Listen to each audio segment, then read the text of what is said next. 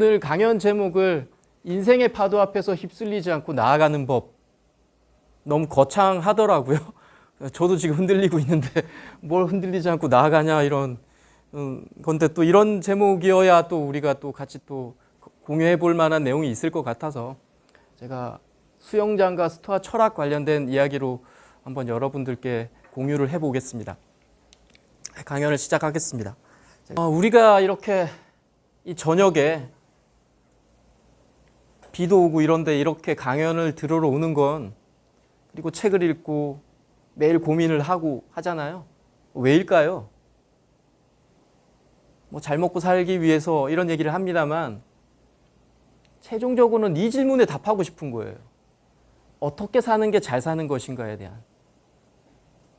이 질문은 우리가 한 번 더 들어가면 왜 살지? 라는 어릴 때부터 많이 봤던 난 누구지? 라는 질문과 같은 거예요. 그 질문에 어영부영 대답을 할 수 있어야 어떻게 사는 것이 잘 사는 거에 대한 답할 수 있어요. 물론 최종적으로 답을 정확하게 할 수는 없어요. 누구든. 그래서 어렵죠. 제가 왜 사니라고 지인들한테 물어보니까 다 이런 대답이에요. 야, 태어났으니까 사는 거지 뭘. 어떤 친구는 야 죽지 못해 살아. 몰라 그런 거 묻지 마 라는 친구도 있었고요. 야 애들 먹여 살리려고 사는 거지 라는.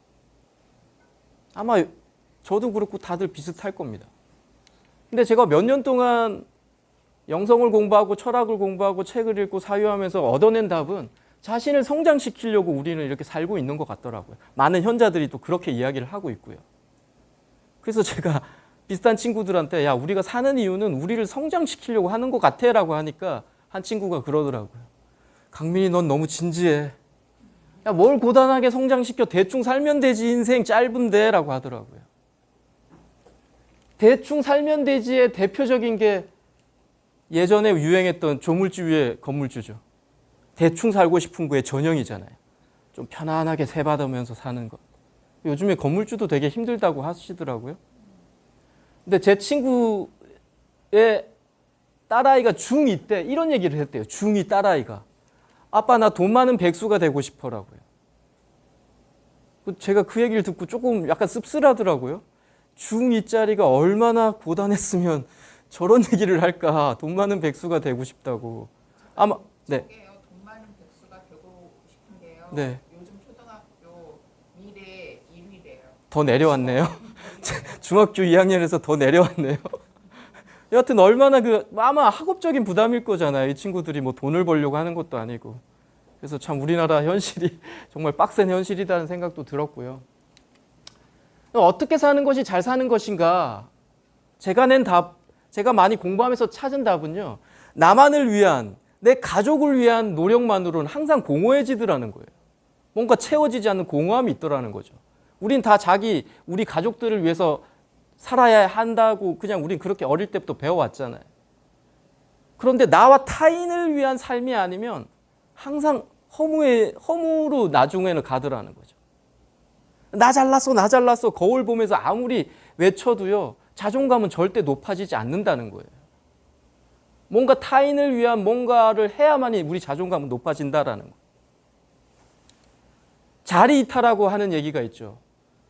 자신을 이롭게 해서 주변을 이롭게 한다라는 거. 자신을 이롭게 한다는 건 자신이 성장해야 가능한 얘기죠. 자신이 성장하지 못했는데 자기를 이롭게 한다? 그럴 수 없어요. 또 자신이 성장되지 않는데 주변을 이롭게 한다? 그냥 희생하는 거죠. 나중에 반대급부가 날라올 겁니다. 내가 너한테 어떻게 했는데 네가? 그래서 자신의 성장의 넘침의 거품으로 우리는 주변을 이롭게 해줘야 돼요. 이나모리 가즈오라고요. 교세라 창업주십니다. 아주 유명하시고 저는 이런 분들을 볼 때 현자라고 봐요. 창업주라고 하기엔 이분들을 너무 낮춰 부르는 것 같아요. 이분은 일본에서 경영의 신으로 추앙받습니다. 물론 돌아가셨는데. 이분이 교세라라는 공산품을 해서 세계적인 기업을 일궜는데 일본에서 자알항공이 파산해가지고 이분한테 소환을 요청했어요. 자알항공의 대표가 좀 돼달라. 이분 당연히 공산품하고 항공하고 전혀 다른 업종인데 어떻게 제가 그 길을 할 수 있겠냐. 근데 그게 대표가 돼가지고 2년 만에 흑자 전환시키고요. 재상장을 시킵니다. 그래서 경영의 신으로 불리는 거예요. 전혀 다른 항목인데. 이분의 경영 모토는 딱 두 가지예요. 한 문장이에요. 지금 하고 있는 일의 동기는 선한가? 그 일을 하는 과정 중에 비열함은 없는가? 그렇게 의사결정을 한대요. 자기의 회사의 의사결정할 때. 이분이 인생의 진정한 의미는 뭐냐라는 답변을 이렇게 답변합니다. 죽음을 맞이할 때, 태어날 때 가지고 있던 영혼보다 조금이라도 더 아름다운 혼이 되어 새로운 세계를 떠나기 위해서다. 내가 가지고 있었던 혼보다 더 갈고 닦고 아름답게 해서 떠나면 된다라는 거죠. 성장을 이야기하는 거죠. 테드 CEO, 테드 아시죠? 미국의 18분짜리 플랫폼. 우리나라 세바시가 이거 따라 했잖아요. 15분짜리. 우리 정신력의 가장 집중력의 한계가 15분, 18분이래요. 그게 가장 최소 단위랍니다. 이 테드 CEO 크리스 앤더슨도 비슷한 얘기를 해요. 삶이란 자신보다 중요하고 거대한 아이디어에 대해서 고민할 때 가치가 생긴다고. 자기애가 아닌 인류애를 고민할 때, 인류애가 뭐 이 지구를 고민하는 게 아니라 내 주변에 있는 사람들한테 뭔가를 해줄 수 없느냐를 고민할 때 가치가 생기더라는 거예요. 인생에서 누구나 한번 각성의 순간을 맞죠. 아마 여기 계신 분들도 다 어려운 고비들을 넘기셨거나 지금 그 고비에 있는 분도 계실 거고 방금 지나왔던 분도 계실 겁니다. 저도 그랬습니다. 저는 회계학을 전공했어요. 이 책하고 전혀 관련도 없고요. 어릴 때 책도 전혀 좋아하지 않았어요. 그냥 재무, 기업에서 꼭 필요하잖아요. 자금 업무하고 좀 특이한 거는 뭐 코스닥 상장 업무 한두 번 해본 거. 그냥 관리 업무를 했던 사람이에요. 이게 뭘까요? 이게 호접란입니다. 아름답죠? 그런데 만약 누군가가 여러분에게 이 화분을 던진다면 아름다운 기억으로 남지 않을 거예요. 제가 들어갔던 회사는 철강 회사로 차장으로 들어갔던 경력직으로 한 달 정도 됐던 회사였어요. 아침에 월요일 날 회의를 마치고 제 자리에 이렇게 앉으려고 하는데 저희 상무님이 저 화분을 저한테 던지셨어요. 제가 이게 피할 것까지는 아니고 이러고 있는데 여기 팡 떨어졌어요. 그래서 제가 순간적으로 아무 생각 없이 가방을 싸고 그냥 털레털레 그냥 주차장으로 나갔습니다. 아무런 이야기도 하지 않고. 주차장에 가려고 하는데 이 회사에서 한 5년 정도 다녔던 품질부서 팀장이 쫓아오셨어요. 정강민 차장님, 우리 상무님이 좀 괄괄하시다. 그냥 들어가서 일하시자 그러시더라고요. 그래서 제가 이런 상황에서 제가 일이 되겠냐. 뭘 제가 잘못했으면 뭐 불러서 꾸지람을 하시든지 하시면 되지 이렇게 폭력적으로 하시는 거에 제가 어떻게 일이 되겠냐 하면서 그냥 시동을 켜고 그냥 나왔습니다. 그때가 10시 반 정도 됐겠죠. 아침에 월요일 회의 끝나고 있었던 일이니까요. 어디 집에 들어가기도 뭐 하잖아요. 그래서 어디 공원에 주차시켜 놓고 한 3, 4시간을 멍하니 있었던 것 같아요. 딱 두 가지 감정이 들었어요.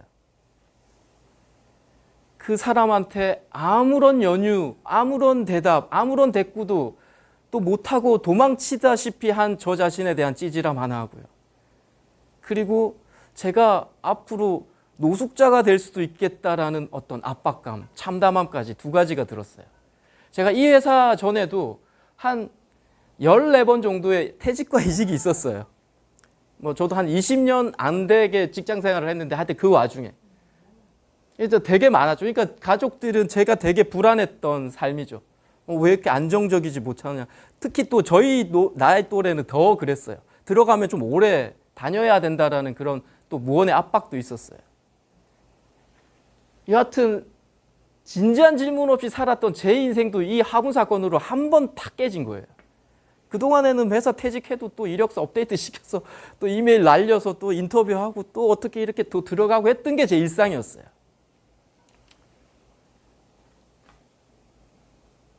화분 사건 전에도 많은 퇴사를 하고 이러다 보니까 제 친구들 중에 친한 친구가 이러더라고요. 야, 강민아, 너 약간 조직 부적응자 아니냐? 사회 부적응자 아니냐라는 이야기를 하더라고요. 그래서 저는 그 사회 부적응자나 조직 부적응자가 약간 범죄적인 용어로 들렸어요. 아, 직장 자주 옮기는 게 뭐 범죄인이냐라고 제가 막 술자리에서 막 또 알기도 했던 기억이 있는데, 모든 책에서나 강연자들이나 하시는 분들이 이거 이야기하죠. 내가 누구고 내가 좋아하는 일을 찾아라. 그때는 저는 이런 질문이 되게 고상한 질문이라고 느꼈어요. 이건 나하고 안 맞아. 딱 이거였어요, 저는. 직장 생활 한 곳에서 좀 오래 하면 좋겠다. 왜 다들 다 하는데 왜 나는 못하지? 라는. 어떻게 보면 되게 쉬운 일인 것 같잖아요. 근데 저한테는 아주 어려웠어요. 화분 사건을 또 이렇게 해석하죠. 그들에게 또 당했다. 근데 정답은 내가 좀 고통을 이끌어낸 게 아닐까? 주변 지인들한테 화분 사건을 말하지 않았지만 퇴사를 하면 뭐 술 한잔 사줘, 나 위로해줘 하다 보면 회사 이야기를 하게 되잖아요. 그 뭐 우리 직장 상사는 좀 이상해, 또라이야 이런 얘기를 하면 제 지인들이 야, 그 정도는 천사야. 내가 지금 겪고 있는 직장 상사는 악마야. 너는 우리 회사 하루도 못 있겠다. 막 이런 식으로 이야기를 많이 하시더라고요. 그리고 또 5년 동안 있었던 그 품질부서 팀장 저를 쫓아왔던 분도 그게 5년을 있었어요. 그래서 내가 진짜 조직 부적응자인가? 사회 부적응자인가라는 생각도 하게 됐었어요. 이 부적응의 원인을 끊임없이 외부에서 찾죠. 회사가 이상하고 내 직장 상사는 좀 이상한 사람이야. 그런데 마음 깊은 곳에서는 누구한테도 말 못하는 꿈틀거리는 생각이 있었어요. 내가 너무 무능력한 거 아닌가? 분명히 관계적인 무능력 분명히 있었던 것 같고요. 또 경력직으로 뭔가를 옮겼는데 제가 초반에 퍼포먼스를 못 보여주면 되게 위축됐어요. 그래서 뭘 잘 못하더라고요, 제가. 무능력이죠, 그것도. 근데 세상에 허투루 지나가는 고통 경험은 없다고 이 화분 사건으로 인해서 제가 처음으로 이력서 업데이트를 안 했습니다.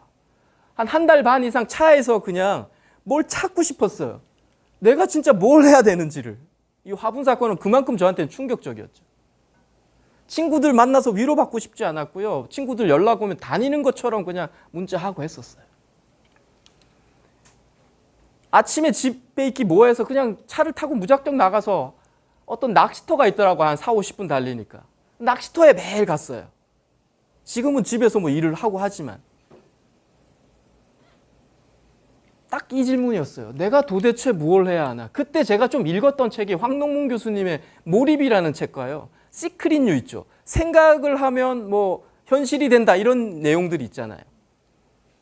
그래서 제가 이 질문을 열심히 생각하면 아마 나한테 답을 주실 거야 라는, 한 달 반 이상 이 한참 더운 여름이었는데 이 생각만 했었던 것 같아요. 낮에 점심때 되면 근처에 가서 짜장면 한 그릇 먹고 또 와서 이렇게 또 차에 이렇게 누워서 또 생각하고.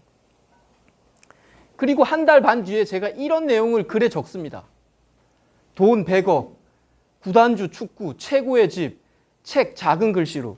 왜 적었는지는 모르겠지만 돈 100억은 하여튼 이거 샀어요. 아침, 점심, 저녁으로 보면 돈 100억 들어온대요. 시크릿 뉴들 책 보면. 제가 좀 감동이 부족했나 보죠. 그래서 안 들어왔어요. 여하튼 제가 구단주는 또 초등학교 때 축구를 했어요. 키가 안 자라가 축구를 좀 포기했는데, 그리고 또 최고 좋은 집에서 살아야 되겠다. 마지막에 책을 왜 적었는지는 모르겠어요. 책하고 제가 관련된 직업이나 책을 좋아했던 사람이 전혀 아니기 때문에. 그리고 제가 또 다시 이직을 합니다.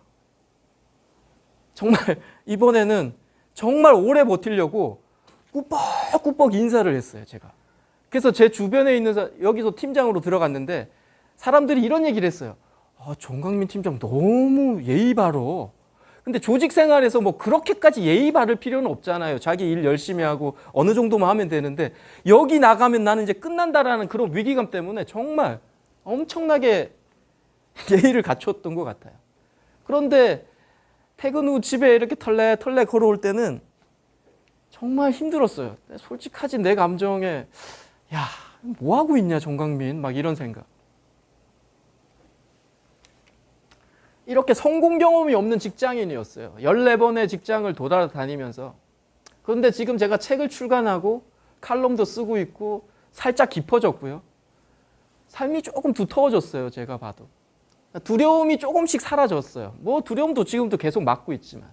제 의견도 생겼어요. 제가 첫 책 냈을 때 광화문 교보문고에서 찍은 사진이에요. 스타트업에 미쳐라라는 창업책을 처음 냈을 때. 우리 꼬마애 어릴 때 같이 갔는데요.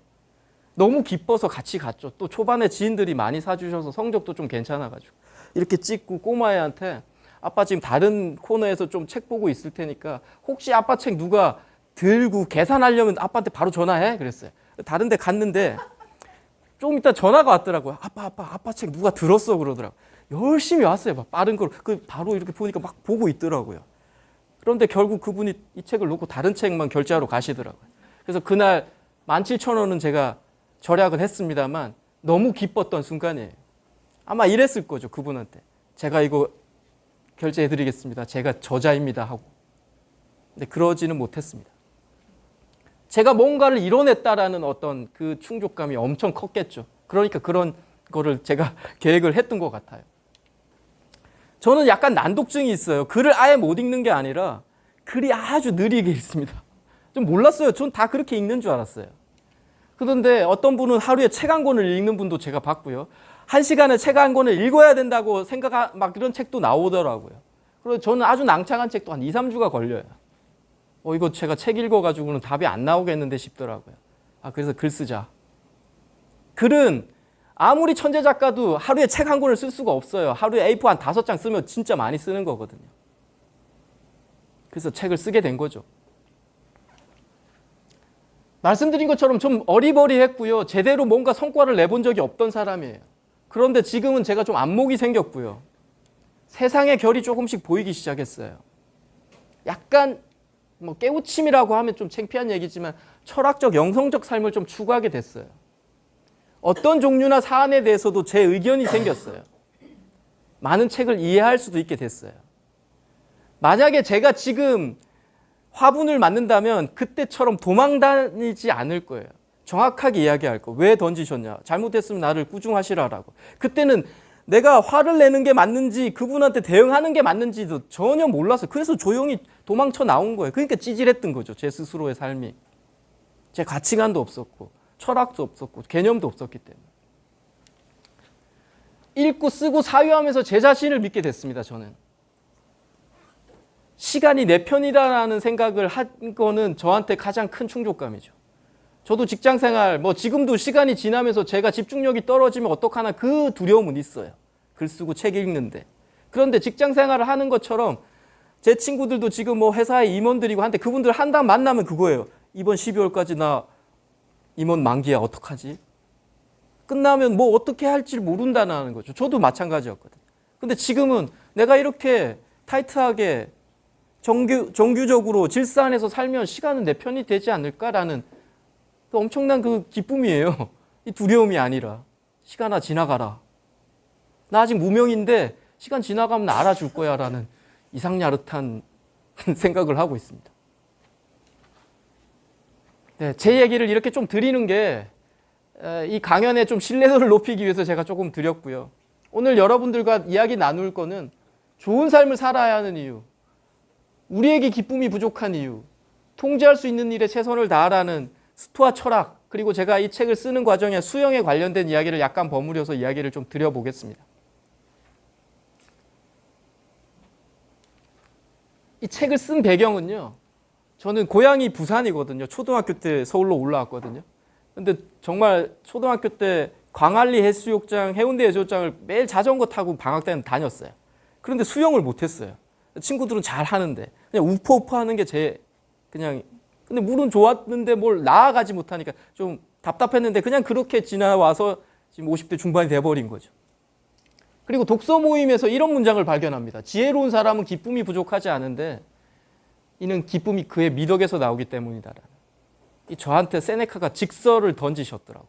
내가 이 삶에 허덕거리는 게 결국은 내가 지혜롭지 못했고 덕을 쌓지 못해서 그렇구나라는 걸. 그래서 제가 스토아 철학책과 수영을 내가 연결시켜서 책을 한번 쓰면서 내가 공부를 해봐야 되겠다라고 생각을 했습니다. 이 책에 나온 일화 간단하게 몇 가지를 좀 설명을 드리면 수영장을 한참 다닐 때 수영은 타이트한 옷을 입고 여기 다니시는 분도 계시겠지만 수경 쓰고 수모 쓰고 하면 좀 나이보다 다들 젊어 보입니다. 또 물 안에서 이렇게 움직이면.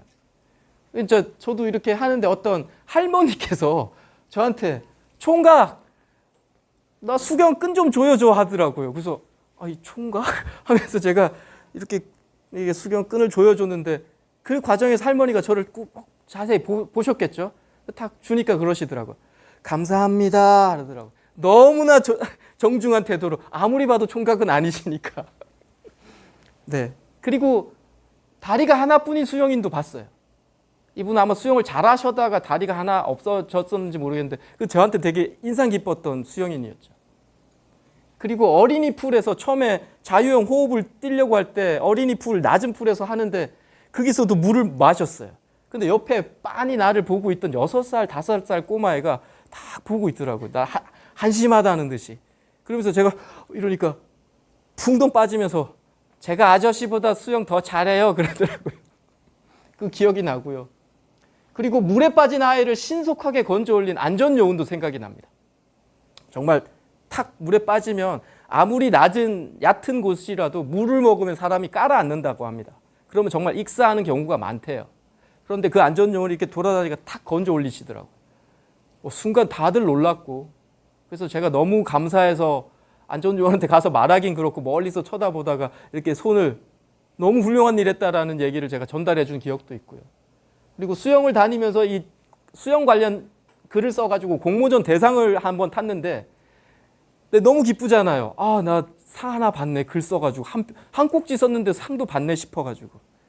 그래서 아침에 루틴을 유지해야 하면서 수영장 가서 막 이렇게 수영하고 근데 면도를 하다가 여기 탁 세게 비인 거예요. 근데 보통 남자들은 면도하면 피도 가끔씩 나거든요. 근데 금방 멎어요. 근데 이게 너무 세게 비어가지고 계속 흐르는 거예요. 그래서 상 받을 때도 이 거즈를 댔다가 사진 찍을 때 하나 둘 셋 하면 찍고 또 다시 댔다고 줄줄줄줄 흘러가지고 그 사건도 기억이 납니다.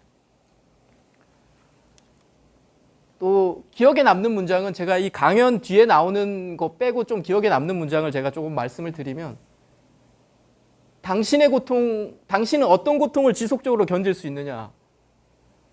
뭘 좋아하십니까? 라는 질문에 너가 견딜 수 있는 고통이 너가 할 일이야 라는 거. 소설가들은요 눈이 빠지게 엉덩이가 짓무를 정도로 글을 써줘 앉아서. 엿기를 드시는 분들은 이렇게 들면서 근육이 찢어진다고 하더라고요. 가수들은 목이 터지죠. 그런데 그거를 참고 견디죠. 그게 지속적인 고통을 견디는 게 그분의 미션인 거예요. 인생의 미션일 확률이 많다라는 거예요. 또 아까 뭐 힘을 빼라 아까 뭐 여기 라디오에서도 잠깐 말씀하신 것도 있고 삶이 멈추면 배움도 멈추고 배움이 멈추면 삶도 정지한다고요. 우리는 멈추는 순간에 정지입니다. 끊임없이 배워야 하는 존재죠. 아까 말씀드렸죠. 우리는 성장하기 위해서 이곳에 있는 거라고. 이 현상계 지구에 있는 거라고. 그리고 시작할 때 기분 좋은 것보다 끝마칠 때 기분 좋은 것을 하라라는 얘기. 어떤 수영하시는 분이 아침에 새벽반 이렇게 끊어서 막 오다 보면 아침에 정말 하기 싫잖아요. 5시 정도에 일어나야 6시에 수영을 하니까. 한 분이 그러시더라고요. 샤워하면서 역시 수영은 끝날 때는 너무 기분 좋아요. 아침에 일어나기는 정말 싫은데. 그래서 보통은 시작할 때 기분 좋은 거, 뭐 친구들 만나고 술 한잔 먹고 하는 건 시작할 땐 기분 좋은데 끝마치면 다들 좀 약간 허탈하지 않나요? 아, 괜히 이런 얘기 했네 하면서. 그래서 좀 끝마칠 때 기분 좋은 일을 하라는 게 어떻게 보면 되게 유용한 팁인 것 같아요. 최고의 재능은 지속하는 능력이다. 뭐 책에서도 정말 많이 언급을 했는데 결국은 지속할 수 있느냐 없느냐의 핵심은 아까 말했던 그 고통을 자기가 지금 이 고통을 견뎌낼 수 있느냐 이 고통을 지속적으로 견뎌내느냐의 차이인 것 같아요. 이걸 견뎌내시면 어떻게라도 두각을 나타내시는 것 같고 스토아 철학에서 했던 눈물이 흐르게 두라 그러나 동시에 그 눈물을 멈추게 하라. 스토아 철학을 제가 좋아하는 이유가 이거예요. 눈물을 감정을 억제하지 않아요. 그냥 그래 흐르네 슬프자. 그런데 어느 순간에 시간이 지나면 그 눈물이 멈추게 되는데 그 눈물에 집착하지 말라는 거예요. 그 상황에 집착해서 우리는 계속 슬픔을 가져가려고 하죠. 난 좀 더 슬프고 싶어 하는. 그러지 말라라는 얘기를 하고요. 그리고 뭐 강사님들 이 얘기 참 많이 하죠. 제가 책에서도 얘기를 썼는데 뭐 오자마자 25m 왔다 갔다 하세요. 다리 발차기로 막 그러면 올 땐 완전히 녹초돼 갖고 쉬고 싶을 때 꼭 이런 얘기 하죠. 자, 참아요. 계속 움직이세요 하면서. 네. 우리 삶에도 비슷한 것 같아요. 정말 마지막 한계에 도달했을 때 잠깐 쉬고 싶고 멈추고 싶을 때 한 번 더 하는 게 그때 잠깐 성장하는 것 같아요. 제가 볼 때는. 편안할 때까지는 그냥 루틴이에요. 성장하고 좀 거리가 멀어요. 그래서 저는 독서법 이야기할 때도 잘 읽히는 책을 제발 읽지 말라고 해요. 그건 더 이상 안 읽어도 되는 책이에요. 조금 답답한데 내가 왜 읽지 이거? 의미를 찾는 책들 있죠. 의미를 찾는 게 아니라 이것까지 읽어야 되나 이런 생각들. 거기에서 약간의 성장이 일어나요. 너무 재밌게 뚝뚝뚝뚝 가는 거는 안 읽어도 되는 책이에요. 물론 재미를 위해서 읽어도 되는데 성장을 목표로 하면 안 읽으셔도 된다는. 네. 우리가 철학이라고 하면 보통 필로소피아라고 해서 초등학교 아니 뭐 중학교 고등학교 때 배운 거죠. 필로스 사랑, 소피아. 철학을 지혜를 사랑하는 학문이라고 합니다. 일반적으로 다들 그렇게 알고 계실 거예요. 제가 스토아 철학을 좋아하는 게 이거예요. 철학은 지혜를 사랑하면서 좋은 삶을 사는 기술이라는. 좋은 삶을 사는 기술이라는 이 실천적 덕목이 있는 거예요. 그냥 지혜를 사랑한다? 뭐 사랑해서 뭐 어쩌라고라는.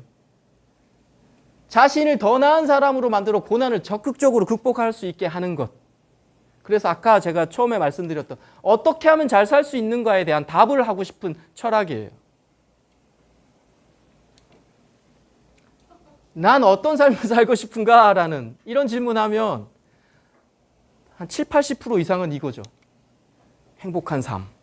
나 행복하게 살고 싶어. 친구들하고 가족들하고 여행도 다니고. 네, 이 삶의 이 대답에 반론을 제기하고 싶지 않아요. 맞아요. 그런데 오늘 제가 말씀드리고 싶은 거는 이 문구를 한번 생각해 보셔야 돼요. 좋은 삶이란. 행복한 삶하고 뭐 대칭되는 건 아니지만 좋은 삶이 뭐지? 라는. 스토아 철학에서 좋은 삶을 살게 하는 게 뭐지라는. 진짜 행복감이라면 이런 도넛 정말 배고프고 허기질 때 이 도넛을 한 입 딱 씹었을 때 그 행복감은 엄청나죠. 그런데 각각 그 행복감은 사람들마다 다 틀리고 오전, 오후도 틀리죠. 각 본인에서도. 큰 쾌락인데 쾌락은 생각보다 빨리 사라지더라는 거예요. 특히 다이어트 하시는 분들은 씹고 나서 바로 후회를 하시더라고요. 너무 많이 먹었다라고 하면서. 스토아 철학은 구별합니다. 외부에서 오는 쾌락과 옳은 일을 하면서 얻는 쾌락. 전자는 일시적이고 후자는 지속적이에요. 궁극적 목표는 유혹에 저항하면서 만족을 얻는 방법을 배우는 거예요. 유혹에 저항한다고 해서 그러니까 만족되는 걸 다 밀어내는 게 아니에요. 우리 몸에 좀 안 좋은 걸 어떻게라도 밀어내고 그러면서 우리가 만족감을 얻는 기술을 배운다는 거예요.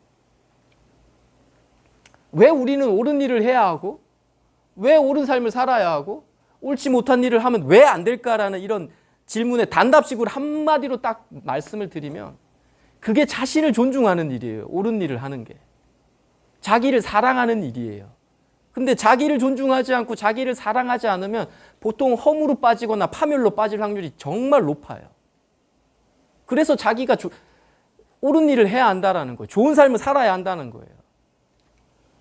행복은 각각 기준이 다르지만 좋은 삶은 보편적인 게 있더라고요. 스토아 철학뿐만이 아니라 다른 많은 영성에서도 답을 비슷하게 내놨어요. 폭포 아래서 몇 시간 동안 폭포수 맞는 분도 있고요. 수련한다고. 어떤 분은 면벽 수영한다고 며칠 동안 벽을 보고 이렇게 앉아서 수련하시는 분도 있어요. 저는 이런 행위도 정말 존중합니다. 의지력, 결심, 이런 정신력에서 분명히 좋아지실 거예요. 그런데 이런 행위만으로 우리의 영혼이 맑아질까요? 진짜 하루 종일 폭포를 맞는 게 우리 영혼을 맑게 할까요? 벽을 보고 하루 종일 명상하는 게 우리 영혼을 맑게 할까요? 저는 아니라고 보거든요. 스토아 철학은 좋은 삶을 위한 실천 덕목을 이렇게 4가지 아레테라고 적어놨어요. 지혜, 용기, 정의, 절제라고요. 이거를 실천해야 좋은 삶을 살게 된다라는 거예요. 기독교에서는 믿음, 소망, 사랑 다들 비슷비슷하게 책에서 나오죠. 신중함, 정의, 절제, 용기. 불교에서는 육바라밀이라고 해서 보시, 지계, 인욕, 정진, 선정, 반야. 유교에서는 사단이라고 해서 인, 의, 예지. 이슬람에서는 자선, 청결, 선행, 자비. 이런 실천 덕목이 있어요. 이런 현자들이 만든 뭐 종교가 누가 만들었든 안 만들었든 이런 현자들 가장 세상에서 똑똑한 사람들이 이런 실천을 해라라고 이야기를 해놓은 거예요. 벌써. 이렇게 해야 좋은 삶을 산다라는 거예요. 비슷비슷해요. 내용이 다르지 않아요. 대부분 사랑하고 자비를 베풀고 정진하고 수련하고 이런 내용들이에요. 단어가 조금씩 달라서 그렇지. 지혜는요, 현실을 객관적으로 합리적으로 관찰하는 능력이에요. 불교에서는 반야라고 하죠. 이거예요. 아우렐리우스는 이런 얘기를 합니다. 우리가 듣는 모든 것은 사실이 아니라 내 의견이다. 맞죠? 우리가 보는 모든 것은 진실이 아니라 내 관점이라고. 자기한테 한번 걸러서 나오는 거잖아요. 객관적으로 보는 것 같지만 실질적으로 객관이 별로 없어요. 거의 주관이 묻어난 객관이죠. 현실에 대한 명확한 시선을 갖게 되면 지혜의 미덕은 매 순간 가장 적절한 행동을 선택하도록 도와준다는 거예요. 그래서 지혜는 선과 악을 구분하거나 우리가 통제할 수 있는 것과 통제할 수 없는 걸 구분하는 데 결정적 역할을 해요. 그래서 지혜가 없으면 뭐라고 해야 되나요? 그냥 아까 제가 지혜가 없었던 시기예요. 아까 그 화분을 맞았을 때 아무런 대꾸도 못하고 어떻게 하는지를 몰랐을 때.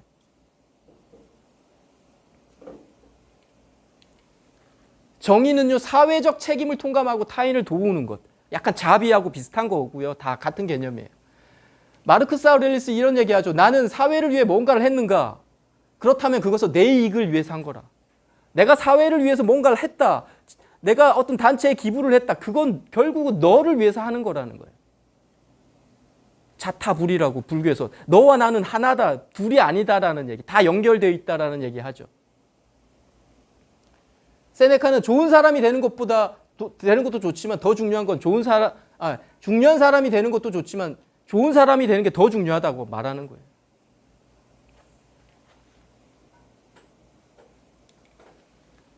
벌집이 도움이 안 되면 벌에게도 도움이 안 된다. 아우렐리우스 이야기입니다. 같은 얘기죠. 우리 사회에 뭔가 도움이 안 되는데 각각 개인한테 도움이 안 된다라는 이게 정의예요. 쉽게 말하면 누굴 옆에서 누굴 좀 도와주라는 얘기라고 판단하시면 맞아요. 아우렐리우스는 타인을 돕는데 이분은 황제였잖아요. 자기의 권력을 많이 사용했답니다. 그에게 다른 사람을 돕는 건 목적이 아니라 수단이고 도덕적 윤리적 의무로 생겼답니다. 그는 군중들을 위해 미덕의 길에서 벗어나지 않으려고 되게 노력했다고 해요. 황제인데. 용기는 뭐냐? 미덕에 따라 행동하는 능력. 결과에 무관하게. 미덕은 뭐예요? 아까 지혜, 정의, 용기, 절제를 실천하는 과정에서 행동하는 거예요. 두려움이 없는 게 아니라 두렵더라도 올바른 일을 하는 것. 제가 화분 사건을 만약에 그렇게 도망친 게 아니라 정확하게 상무님 왜 이렇게 하십니까? 라고 말하는 거는 충분히 정의로운 거잖아요. 그 도망치는 게 어떻게 보면 더 비굴한 거잖아요. 용기가 없었던 거죠.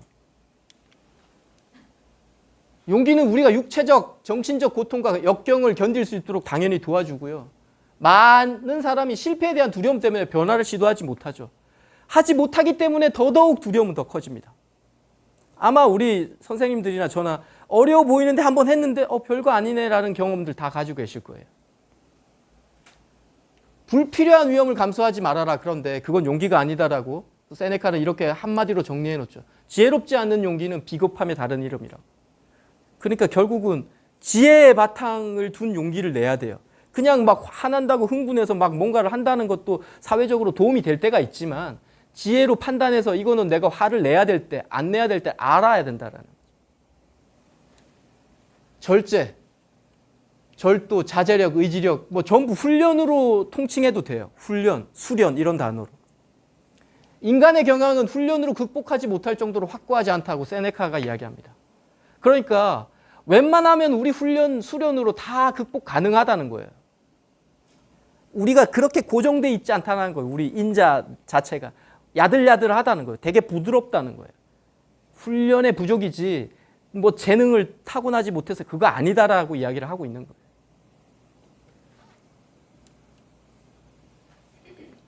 훈련은 다가올 문제들을 극복하는데 당연히 뭐 필수고요. 더 나은 몸과 삶을 구하려고 가는 길에 장애물을 만나죠. 꼭 우리가 덕을 실천하는 과정에서도 장애물을 만나지만 사업을 하나 성공하려고 해도 책을 하나 성공하려고 해도 끊임없이 장애물이 우리를 닥치죠. 만날 때마다 다 관두고 싶을 거예요. 저도 그랬고 지금도 그렇고 저도 그렇고 있고요. 그때 훈련을 해놨어야 된다라는 거예요. 그래야 견뎌낼 수 있다라는 거예요. 이 얘기 보고 제가 미치는 줄 알았습니다. 우연히 지혜로워지는 사람은 없다. 정말 너무 좋다라고 싶더라고요. 이런 철학자들은 약간 문학적인 소질이 확실히 있는 것 같아요. 세네카는 네로의 가정교사였어요. 53세 지명이 됐어요. 너 내 가정교사해. 그때는 싫어요 하면 바로 추방이나 목숨이 이렇게 없어질 수도 있는 상황에 당연히 이제 네로의 가정교사가 됐는데, 하여튼 이분은 뭐 엄청 부자였기도 했고요. 하여튼 이런 멋진 이야기를 했어요. 이런 얘기로 돌릴 수 있죠. 우연히 좋은 삶을 사는 사람은 없다는 거예요. 우리가 훈련하고 계속 의도하는 삶을 살아야만이 이런 삶을 우리가 다가갈 수 있다는 거예요. 마르크스는 또 이런 얘기합니다. 맛있는 음식을 먹을 때 단지 죽은 물고기, 새나 돼지의 사체일 뿐이라고 생각하고, 비싼 와인은 포도를 많이 짠 결과일 뿐이라고 생각하며, 값비싼 겉옷은 연체동물의 피로 물들인 양털일 뿐이라고 생각하라고. 좀 이상하죠. 그러니까 뭔가 자기가 원하고 싶은 게 있으면 이렇게 분리를 시켰어요. 본질을. 포도주 많이 와인 포도 짠 거잖아. 뭐 그때 당시에 아마 비싼 옷은 연체동물 피로 이렇게 물들였나 봐요. 염색을. 그런 거일 뿐이라고 이야기를 하는 거예요. 근데 이분이 누구예요? 황제잖아요. 다 가질 수 있었던 절대 권력의 그 당시에는 황제는 지금의 또 다 상황하고 달라요. 그런데 이분이 말만 하면 다 가질 수 있는데 욕망에 휘둘리면 만족스러운 삶을 살 수 없다는 거를 본인이 알고 있었던 거예요. 그래서 저는 이분이 정말 대단하다고 느꼈어요. 아마 이런 거를 가지지 못한 사람들이 그래 뭐 포도주 뭐 그냥 포도 짠 거지 뭐 이렇게 했으면 속으로 정신성리하네 그래 뭐 이렇게 했을 거예요. 근데 이분은 다 가질 수 있는데 이렇게 생활하셨다는 거예요. 이렇게 이야기합니다. 내가 진정 원하는 건 통제되지 않는 충동의 노예가 되는 삶을 멈추는 거다. 충동적으로 나는 이렇게 하는 게 싫다라고 이야기를 합니다. 그래서 이분이 황제인데 스토아 철학자로 이야기가 되는 거는 너무나 대단하기 때문이죠. 일반적인 다른 철학자하고 또 다르죠. 좋은 삶의 기준, 지혜, 용기, 정의, 절제. 말씀드린 것처럼 뭐 간단하게 설명을 드렸지만 실천하기, 이 단어 자체의 용어를 정의하기도 쉽지 않죠. 그래서 저는 이렇게 여러분들께 말씀드릴 수 있을 것 같아요. 우선해야 할 건 자기 삶을 정제하라는 거. 아침에 이불 개고 10분 운동하고 한 페이지 읽고 5줄 쓰고 뭐 이렇게 제가 한번 적어 본 거예요. 이 아침에 이불 개고는 조던 피터슨 교수라는 분이 어떤 젊은 대학생이 교수님 제가 좋아하는 일을 찾아야 되는데 어떻게 해야 좋아하는 일을 찾을 수 있을까요? 너무 고민스럽습니다 하니까 그 교수께서 이런 얘기를 하셨어요. 아침에 이불부터 잘 개봐. 너의 삶을 정제해봐. 필요 없는 거 다 걷어내고 뭐 책을 읽든 뭐든 그 시간에 제대로 된 시간에 이 행위를 6개월, 1년, 2년을 해봐. 그러면 찾을 확률이 좀 높아질 거야. 여행 다니고 다른 거 보는 것도 좋은데 이거는 너 의지만으로도 가능할 수 있는 거잖아 라고 하면서 되게 저한테는 엄청나게 인사이트였어요. 그렇다. 삶을 정지해서 삶을 질서 안으로 한번 밀어 넣어 보는 거 정말 중요하겠구나라는 생각이 들더라고요. 아까 말씀드렸던 이 문장 때문에 지혜로운 사람은 기쁨이 부족하지 않은데 이는 기쁨이 그의 미덕에서 나온다 때문에 제가 이 책을 썼다고 했잖아요. 스토아 철학을 내가 공부해야 되겠다라는. 제가 허덕이고 세상에 불만 많고 했던 게 결국은 지혜도 없었고 덕을 쌓지 못했던 결과라는 것을 알고 나서 세네카가 너무 고맙기도 했고 너무 저한테 아프기도 했었어요. 세상의 파도에 휩쓸리지 않고 나아가려면 뭐 저도 지금 흔들리고 있지만 이런 스토아 철학에서 말하는 나아가려면 우선 자신을 잘 알아야 된다라는 얘기 정말 많이 하죠. 거의 모든 강연이나 책에서 너를 알아야 해, 너를 알아야 돼. 그래서 MBTI도 나오고 혈액형도 나오고 하잖아요. 자기를 알기 위해서 그런 방편들이 나오는 거거든요. 저는 오늘 약간 다른 얘기를 한번 해볼게요. 자신을 알아간다는 것, 이게 자신을 사랑하라는 얘기예요. 누구를 상대를 알지 못하는데 사랑한다? 약간 맹신이에요. 그래서 저는 종교에서 맹신이 되게 위험하다고 생각하는 사람이에요. 그냥 믿는 것. 알지 못하는데 그냥 믿는 것. 그래서 종교를 가지신 분들은 자신의 그 대빵은 제대로 공부하셔야 된다라고 생각을 해요. 그래야 허술하게 무너지지 않아요. 자신을 알아가는 거는 저는 이런 얘기를 드려보고 싶어요. 자신이 자기에게 말하는 걸 듣는 거예요. 들어야 돼요.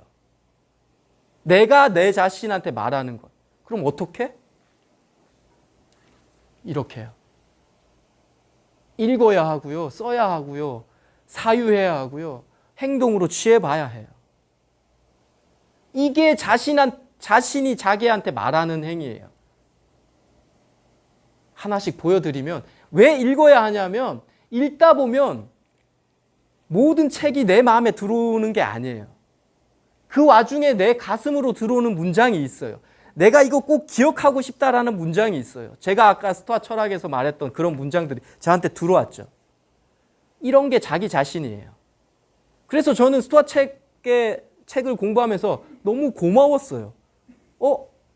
이거 내가 하고 싶었던 얘기인데 결국 그게 제가 하고 싶었던 얘기인 거예요. 내 마음에 들어왔다는 얘기는. 내가 아직 텍스트로 정리가 못 돼서 그렇지 내가 하고 싶었던 얘기인 거예요. 그게 저라는 거예요. 여러분들도 아마 책을 읽다 보면 와 이건 내 기억하고 싶다. 내가 어디 노트에 남겨놔야 되겠다 할 거예요. 그게 자신이에요. 그리고 써야 하죠. 세상과 부딪히다 보면서 느낀 생각들을 써야 해요. 자신이 기분 나쁜 지점, 화가 나는 지점을 이렇게 빈 페이지에 적어내셔야 돼요. 어떤 분은 50에서 화를 내는데 어떤 분은 70대도 화를 안 내시는 분도 있고요. 10에서도 화를 내시는 분들이 있어요. 스트레스 강도에서. 그거 써놔셔야 돼요. 관찰하고 써놓으셔야 돼요. 그게 자신을 알아가는 행위예요. MBTI도 좋고 혈액형도 좋은데 아우렐리우스도 비슷한 얘기를 하죠. 명상록을 쓰면서 이렇게 바깥 세상을 향한 자신의 반응을 하나씩 뜯어보았답니다. 더 나은 자신이 될 방법을 찾으려고 노력한 거죠. 이 책에서 수영장 탈의실 사건에서 제가 이 문장을 언급을 했는데요. 참담하고 배은망등하고 무례하고 충성스럽지 않고 거짓되고 이기적인 사람을 오늘도 난 만날 거다. 황제도 이런 얘기를 아침 저녁으로 했답니다. 그때 당시 황제면 야, 쟤 추방 보내. 쟤 그냥 사형시켜 하면 사형시킬 수 있는데 일기 쓰면서 오늘도 무례한 놈 만나겠네. 이기적인 사람 만나겠네 했답니다. 황제가. 그런데 그 뒷말이 더 중요해요. 그런데 난 그런 사람들에 연루되지 않을 거야. 쉽게 말하면 그 사람들 때문에 난 스트레스 받지 않을 거야 라고 자기 일기에 썼다는 거예요.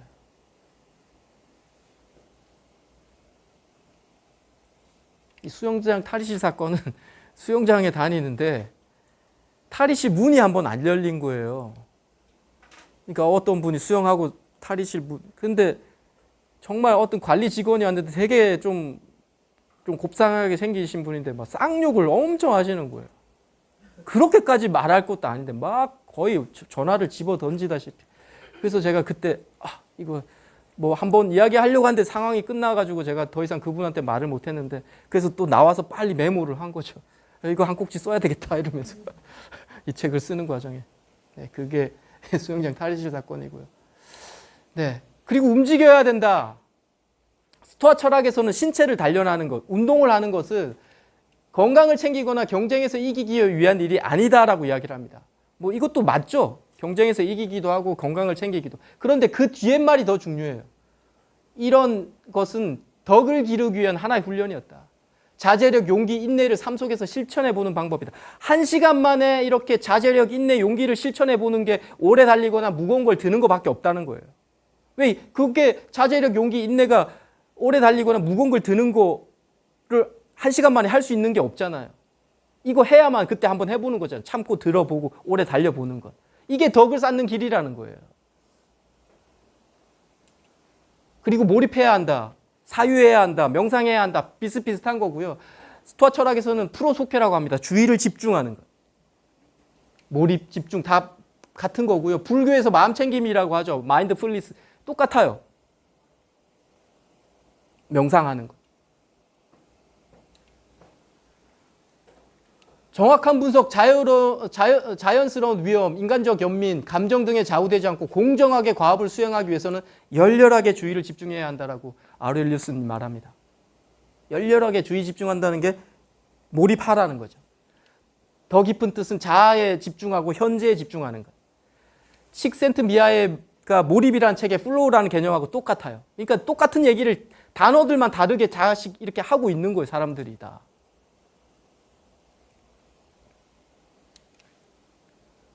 당신은 주의를 기울이는 대상으로 변한다. 에픽텍토스의 이야기고요. 맞죠?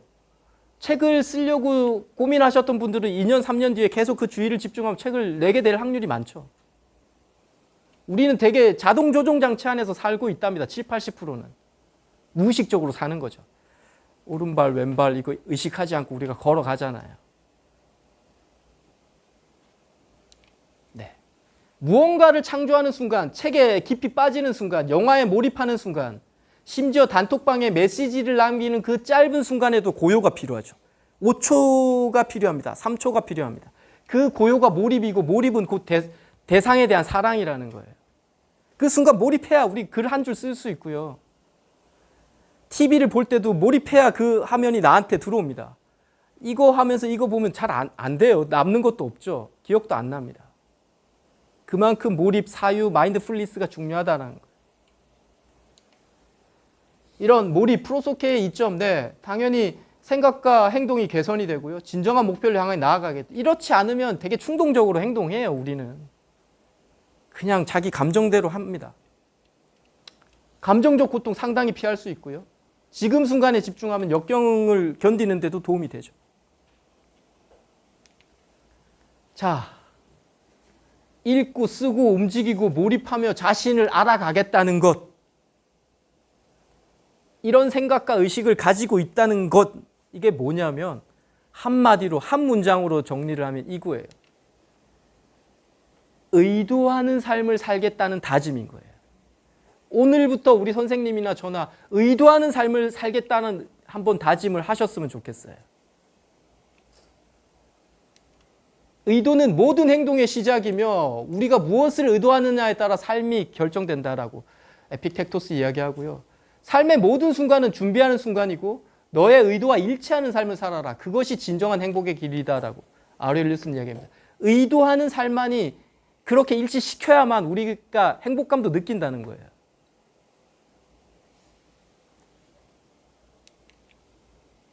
의도가 의식적이라는 말과 동치죠. 의식적 삶, 무의식적 삶을 비행기 조종으로 이야기를 한번 해보면 우리 비행기 파일럿들이 한 7, 80%는 무의식적으로 간답니다. 딱 입력해 놓은 대로. 근데 착륙하고 이륙하고 뭔가 기상이변이 있었을 때 의식하면서 자기가 좀 조종한다고 하더라고요. 그런데 이런 그러니까 제가 영성을 공부하다 보면 끊임없이 의식적 삶을 살라고 해요.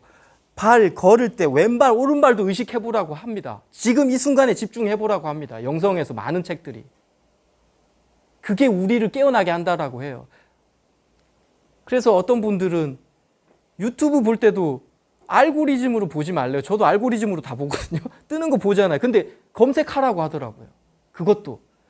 그 검색이 의도하는 삶의 작은 방편이다라고 이야기하면서. 싫잖아요. 그냥 뜨는 거 보면 되지 뭘. 하여튼 그렇게 해서 의도하는, 의식하는 삶을 살라고도 이야기를 합니다.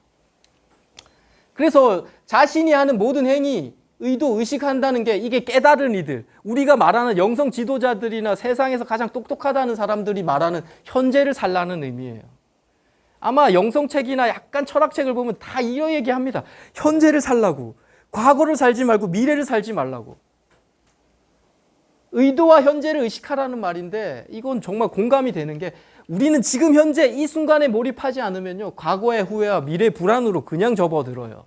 5년 뒤를 생각하시는데 내 인생은 찬란할 거야. 그런 사람 없어요. 5년 뒤?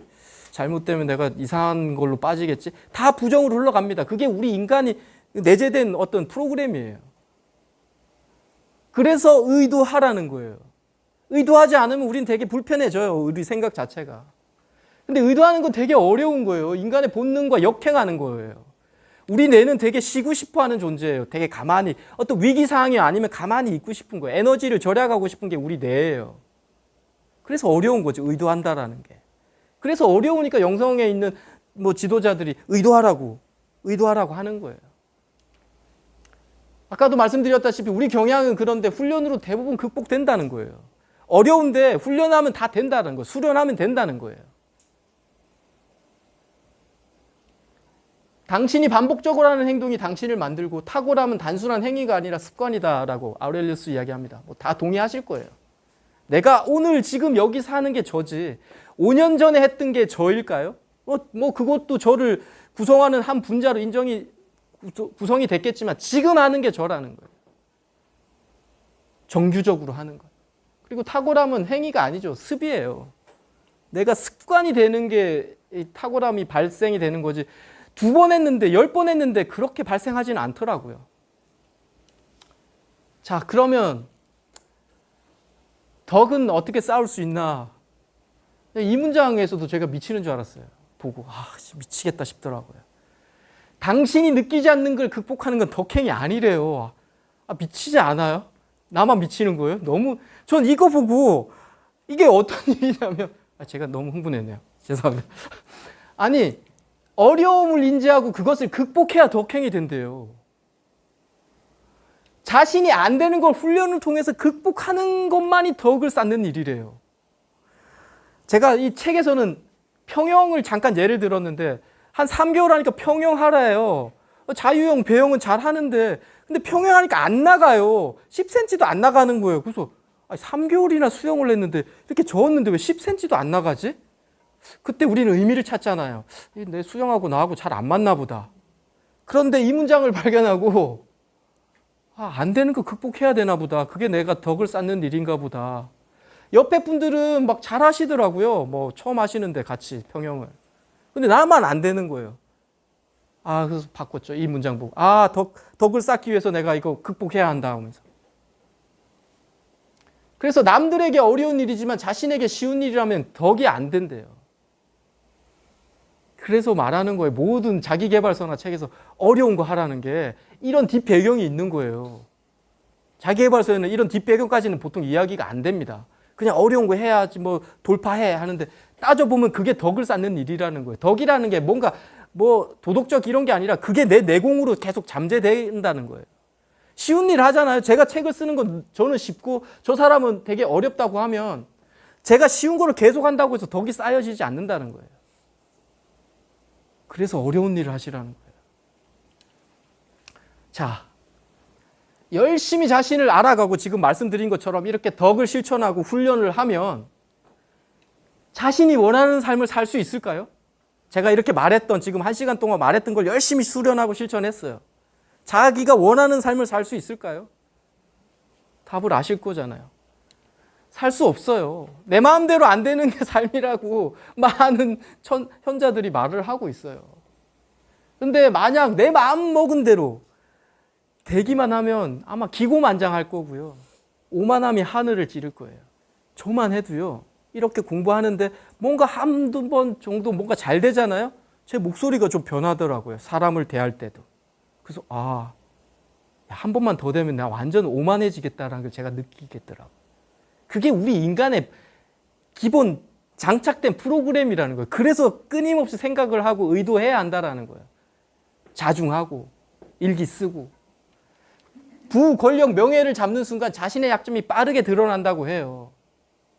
우리는 보통 제가 돈 벌드만 성공하더만 사람이 변했어. 아니라는 거죠. 원래 그 인자를 갖고 있었는데 그동안엔 부자유스러웠다는 거죠. 부나 권력이나 명예가 없었을 때는. 근데 이거에서 자유로워지는 순간에 자신의 본질이 좀 나타난다라는 거죠. 그래서 뭐 갑질 사건 이런 거죠, 결국은. 그런 분들이 사회생활 초창기 때는 그러지 않았을 거예요. 근데 어떤 권력을 잡았을 때 내 마음대로 할 수 있다라는 생각이 들었을 때 이렇게 된다라는 거죠. 그래서 이렇게 마음대로 안 되는데 스토아 철학에서 딱 한마디로 정리를 합니다. 그래서 스토아 철학에서 핵심은 이거인 것 같아요. 그래, 이렇게 열심히 했는데도 마음대로 안 돼. 그래서 통제할 수 없는 것과 통제 가능한 것을 구별하라고 이야기를 해요. 내가 할 수 없는 것, 통제할 수 없는 것, 타인의 말과 행동. 할 수 있는 것, 타인의 말에 대한 나의 태도. 통제할 수 있잖아요. 타인이 나를 어떻게 생각하는지 전혀 통제 안 되죠. 아무리 착한 일을 해도 타인은 나를 욕할 수 있어요. 통제할 수 없어요. 근데 내가 타인을 어떻게 대할 것인지는 통제 가능하죠. 지나간 나의 과거. 제가 이렇게 책 쓰기 수업 하다 보면 여성분들이 많은데 정말 이야기하다 보면 정말 이 얘기 많이 합니다. 정말 아버지한테 뭐 맞았던 얘기. 하여튼 들어보면 와 진짜 되게 힘들게 사셨구나라는 거 많이 들어요. 그래서 제가 이런 얘기합니다. 어쩔 수 없지 않냐. 지금은 그 과거로부터 배우는 태도를 본인이 통제하시자라고 이야기했던 적도 많았던 것 같아요. 그리고 아직 오지 않은 내일의 일. 오늘 내가 할 수 있는 일은 통제 가능하죠. 이거에서 핵심이죠. 노력 열심히 했는데 결과가 기대치만큼 안 나오는 게 인생사라는 거예요. 통제할 수 없는 거예요, 그게. 근데 노력의 과정은 통제할 수 있죠. 실패했구나. 그래, 한 이틀 쉬고 그 다음에 난 또 해야 되겠다라고 할 수 있잖아요. 내가 의지로 할 수 있다라는 거죠. 태어나고 자란 환경 통제 못하지만 환경에 대한 긍정적 태도는 내가 통제할 수 있죠. 에픽텍토스는 딱 한마디로 정리해 줍니다, 이분이. 우리가 통제할 수 있는 거는 인식과 행동뿐이라고. 다른 건 다 통제할 수 없어 라고. 우리의 생각과 행동과 동기와 이런 것만 통제 가능하다는 거예요. 이거 빼고는 다 그냥 중립으로 놔도 스트레스 받지 마라고.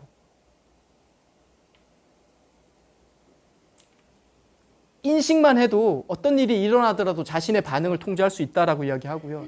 무엇을 통제할 수 있고 통제할 수 없는지 이거 받아들이는 일이 정말 중요해요. 이거 오늘 이제 들으셨으니까 앞으로 무슨 일이 발생했을 때 한번 생각을 해보시라고요. 이거 내가 통제 가능한가?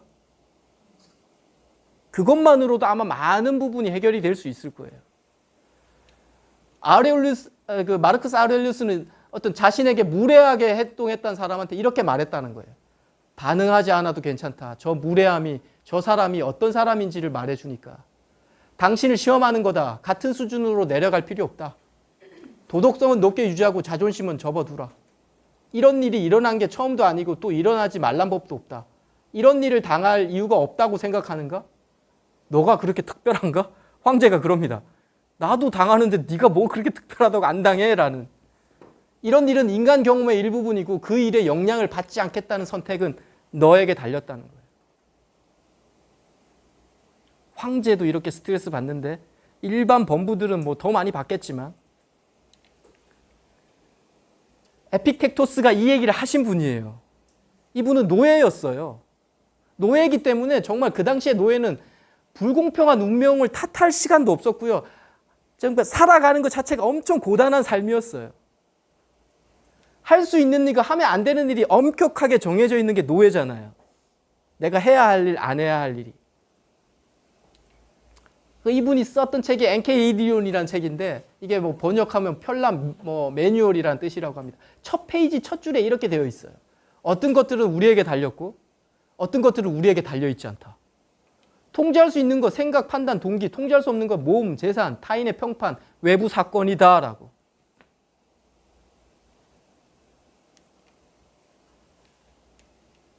그는 삶에서 일어나는 일들은 완벽하게 통제할 수 있는 사람은 없다고 이야기를 하고요. 인생은 한편의 연극이라고 생각을 했대요. 그러면서 이런 얘기를 합니다. 가난한 사람, 장애인, 총독, 아니면 일개인을 자연스럽게 연기해서 극작가들을 기쁘게 할 수 있다면 잘 연기하는 게 각자가 해야 할 일이다. 배역을 선택하는 건 근데 우리 영역이 아니다. 내가 장애인으로, 노비로 태어나면 그건 내가 선택할 영역이 아니다라고. 그 순간에 거기에서 통제할 수 있는 거에만 집중하라는 얘기인 거예요.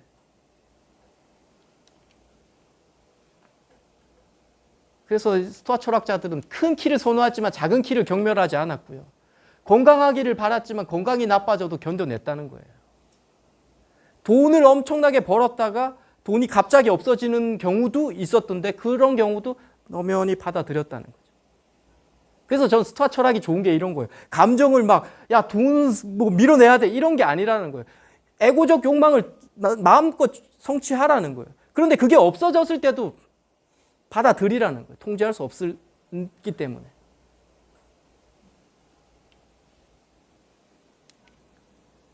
그래서 통제할 수 없는 것에 집착하면 뭐 대부분 불안과 좌절만이 따라오죠.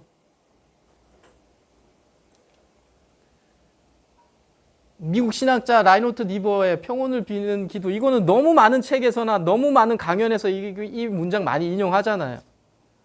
주여, 제가 바꿀 수 없는 걸 받아들일 수 있는 평온함을 주시고 제가 할 수 있는 걸 바꿀 수 있는 용기와 그 둘의 차이를 분별할 수 있는 지혜를 주소서. 거의 많은 책에서 언급하시더라고. 이게 결국 이분이 스토아 철학을 배웠는지 모르겠지만 통제할 수 있는 것과 없는 것을 구별하고 할 수 있는 것에 최선을 다하고 할 수 없는 것은 담담히 받아들이겠다라.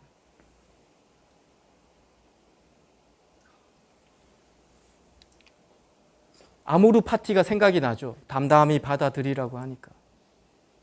아모르 파티는 다 아시다시피 자신에게 닥친 엄혹한 운명을 받아들이고 심지어는 사랑해버려라라는 의미죠.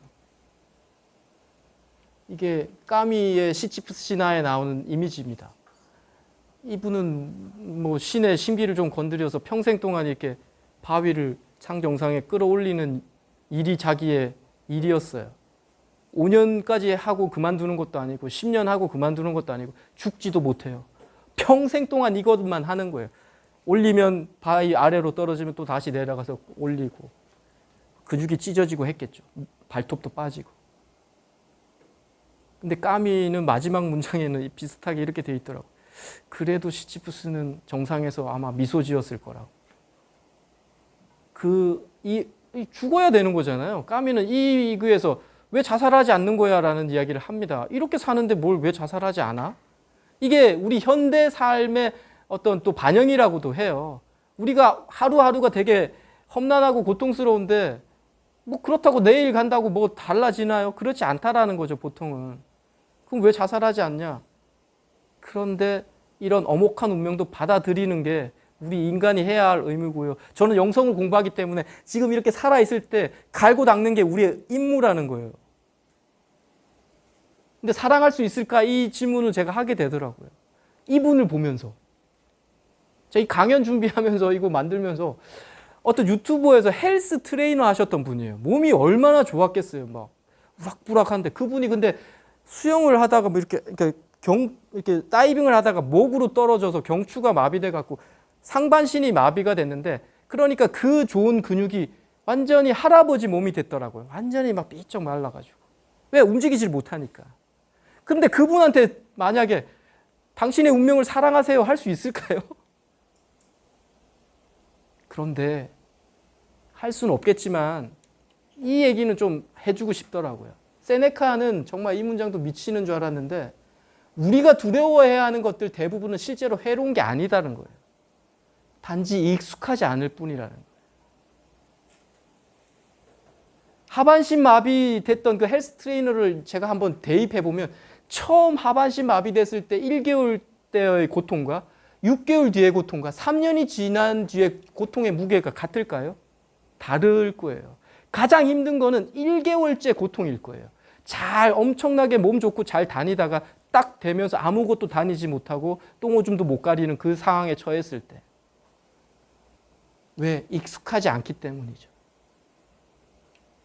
어떤 맹인 인터뷰를 본 적이 있어요. 그분은 잘 보다가 눈이 감겼다고 하는데 한 3년 되니까 안 보이던 게 더 보이더라.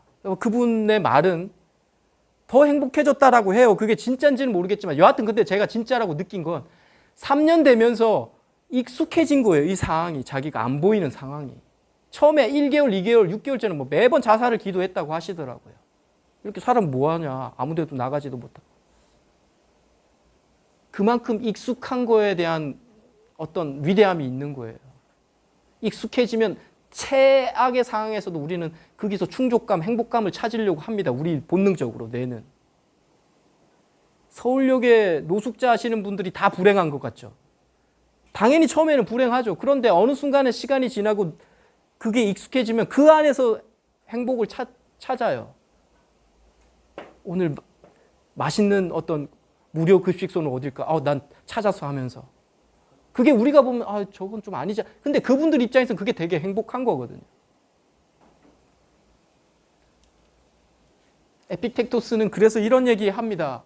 세상으로 나아가 사람답게 먹고 마시고 입고 결혼하고 아이를 낳고 활발하게 정치활동하고 고통을 견디고 의지가 굳은 형제와 아버지, 아들, 이웃, 동반자들과 함께 운명이 가져오는 고난을 견뎌내라. 이분이 하고 싶은 얘기는 운명은 분명히 너한테 고난을 던질 거야. 그러니까 그거 견뎌내라고 라고 하는 얘기예요. 진정한 배움은 이런 일상적인 태도에서 드러난다라고 합니다. 저는 약간 다른 관점 하나 하면 이 내용하고 다른 건 아니고요. 산속에서 가부좌 틀고 앉아서 수행하는 거 분명 도움 되겠지만 실질적으로 일상에서 우리가 얻어내는 수행이 진짜라고 제가 말하고 싶더라고요. 면벽 수행하고 폭포수 맞는 거 다 좋은데 그것도 분명히 선한 영향력일 수 있는데 이렇게 비즈니스하고 이렇게 현실에서 살아가면서 갈등하고 부딪히면서 우리가 얻어내는 게 그게 진짜 지혜라고 생각이 들더라고요.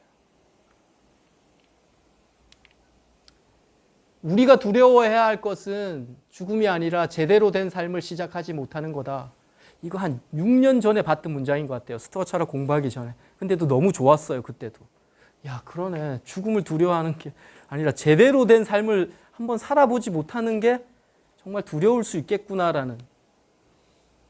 그러면 제대로 된 삶이 뭐냐 이걸 좀 생각을 해보니까 한번 이렇게 좀 저는 정리가 되더라고요.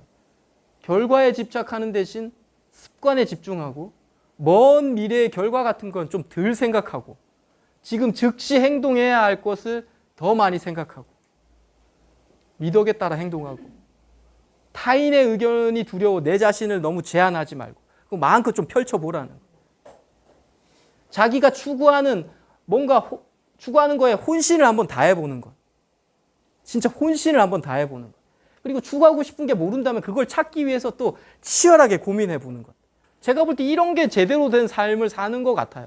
뭔가 있는 게 아니라. 대충 한번 몇 개월 해보고 마는 게 아니라. 스토아 철학을 제가 짧게 한번 정리를 해드릴게요.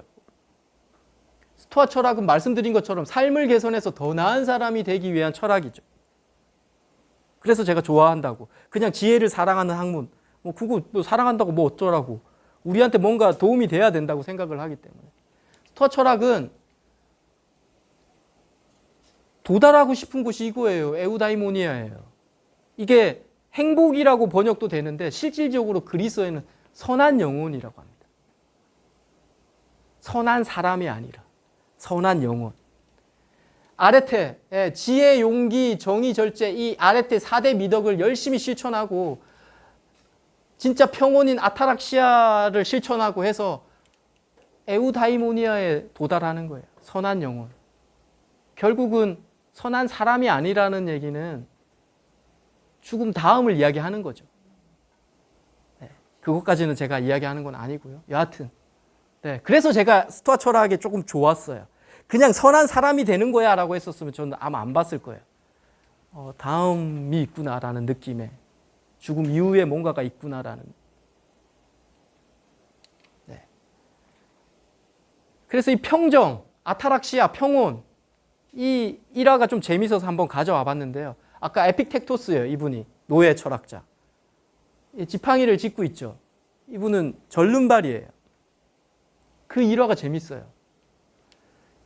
노예 때 주인은 나중에 노예를 풀어줘요. 이분은 노예를 풀어주는데 처음에 노예 때 주인이 그 다리를 막 비틀며 고문했대요. 이렇게. 에픽텍토스가 차분하게 말했답니다. 계속 그렇게 하면 제 다리가 부러질 겁니다. 라고. 근데 주인이 계속 다리를 비틀다 뚝 하고 부러졌대요. 무미건조하게 말했답니다. 거봐요. 다리가 부러질 거라고 제가 말하지 않았습니까? 이렇게 평정을 유지했답니다. 이게 실진지는 모르겠습니다. 책에는 이렇게 나와 있어요. 고통이 밀려오는 와중에도 에픽텍토스는 넌 내게 아무것도 아니야. 고통 넌 아무것도 아니야 라고 계속 대냈답니다. 우리가 고통에서 빠져나오는 방법은 거기에서 좀 멀어지는 것도 하나의 방법이잖아요. 지금 너무 힘든데 그게 계속 있는 거는 자기를 좀 확대하는 거일 수도 있잖아요. 약간 떨어져 보는 것도 그런 거죠. 고통을 생각 안 하는 거죠. 넌 아무것도 아니야 라고. 운명이 두려워하는 건 오직 이거 하나랍니다. 운명이라는 놈이 우리 인간들한테 두려워하는 것.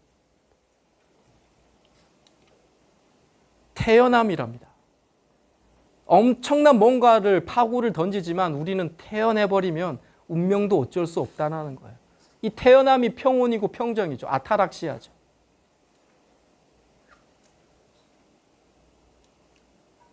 절뚝거림이 다리엔 장애가 될지언정 내 의지까지 절뚝거리게 하지 못한다라고 에픽텍토스가 이야기합니다. 어떻게 보면 이렇게 관점을 선택하는 것, 이게 우리 삶을 살아가는데 좀 핵심이 아닐까 싶어요. 어떤 법륜 스님인가가 어떤 분이 이런 얘기 하시더라고요. 상담하시는 분이. 이 삶이 너무 허무하고 뭐 다 죽는데 뭐 이렇게 아둥바둥 살아가면 뭐합니까? 라고 하시더라고요. 그러니까 그 스님께서 당신은 자살의 길로 들어섰다 그러더라고요. 그런데 나는 당신하고 느낀 게 똑같다. 삶은 정말 짧고 허무하고 사람 다 죽는다. 그래서 나는 편하게 살기로 했다라고 하더라고요. 똑같은 상황인데 이분은 자살로 가고 나는 어떤 상황이 벌어지더라도 그냥 편하게 살 거야. 어차피 다 죽을 건데 라고 하면서. 이게 관점을 선택하는 힘인 거죠. 이것도 연습하면 된다라는 거예요.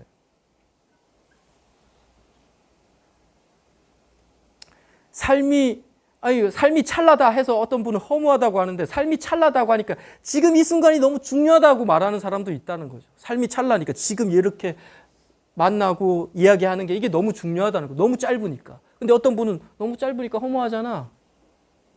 그게 관점의 선택인 거죠. 삶은 명확성과 결단력, 반복되는 훈련이 더해질 때 비로소 단순해진다. 그리고 단순함 속에서 우리는 평온과 가까워진다. 네. 명확하고 결단력 있고 훈련하면 우리 삶이 단순해진답니다. 그 단순함이 평온과 가까워진다는 거예요. 아타락시아에 도달한다는 거예요. 삶을 약간 정제하라는 얘기인 거죠. 필요 없는 거 많이 걷어내시라는 거죠. 강의를 잠깐 요약하면 좋은 삶을 살아야 하는 이유, 자신을 존중하기 때문이고요. 자신을 존중하는 일이기 때문이고요. 기쁨이 부족한 이유는 지혜롭지 못하고 덕을 쌓지 못하기 때문이고요. 통제할 수 있는 일에 최선을 다하라. 의도하는 삶을 살아라는 얘기입니다. 이 얘기를 오늘 강의 들어오기 전에 방금 제가 넣어놨는데요. 이런 현자들도 내재화하지 못했다는 얘기를 하고 있습니다. 이 세네카 이렇게 이야기합니다. 나는 아직도 내 좋은 대로 행동하기 위해서 그걸 떠올려야 한다. 하지만 항상 내 규칙을 따르는 건 아니다. 우리는 우리의 원칙들을 실천할 준비를 해야 하고 위기의 순간에 그걸 빨리 실천하도록 내재화해야 한다. 어떤 양들은 염료를 빨리 흡수하고 어떤 다른 양들은 염료를 여러 번 적셔야 한다. 그러니까 이런 철학자들도 어떤 상황이 됐을 때 자기가 떠올려야 하는 문장들이나 내재화 안 돼 있다는 거죠. 그래서 끊임없이 떠올리는 문장을 보고 노력해야 한다는 거죠. 어디 책상에 붙여놓거나 핸드폰에 붙여놓거나 하면서 어떤 상황에 자기가 계속 거기에 노출시켜 놔야 된다는 거예요. 보통 이런 거죠. 내가 어떤 일이 발생해서 내가 통제할 수 없는 걸 바라나? 이것은 나에게 달려있나? 내가 할 수 있는 일인가? 이 상황에서 무엇을 내가 배울 수 있나? 이런 험악한, 엄혹한 운명에서 어떻게 하면 이 상황을 내게 좀 유리하게 이용할 수 있을까? 이런 질문을 계속하면서 우리가 자신을 내재화시켜야 된다는 거예요. 그러지 않으면 다 그냥 이렇게 좀비처럼 된다는 거예요. 끌려다니면서. 자, 마지막 장입니다. 세상의 파도에 휩쓸리지 않고 나아가는 법. 결국 삶을 의도하고 지속하라는 얘기로 종결이 되는 것 같습니다. 오늘 강의는 여기서 마치겠습니다. 감사합니다.